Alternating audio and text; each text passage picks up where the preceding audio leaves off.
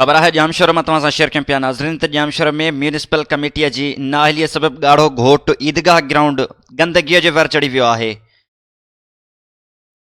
Municipal committee बोल्हाड़ी इंतज़ामिया जी बेध्यानी सबबि इलाइक़े वासियुनि पारां बार बार शिकायत करण बावजूद बि ॻाढ़ो घोट ईदगाह ग्राउंड जी सफ़ाई नाहे थी सघी। भिटाई कॉलोनीअ जा रहवासी सख़्त मुश्किलातनि जो शिकार आहिनि। ग़ुलाम मुर्तज़ा नूहाणीअ जी रिपोर्ट मुताबिक़ जामशोर में म्यूनिसिपल कमेटीअ जी नाअहलीअ सबबि ॻाढ़ो घोट ईदगाह ग्राउंड गंदगीअ जे वर चढ़ी वियो आहे। भिटाई कॉलोनी वासी सख़्त मुश्किलातनि खे मुंहुं ॾियण ते मजबूर आहिनि। जॾहिं त फोतगीअ जी सूरत में जनाज़े निमाज़ 1 किलोमीटर फ़ासिलो तइ करे बस्ती ग्राउंड में पढ़ाइण ते मजबूर आहिनि।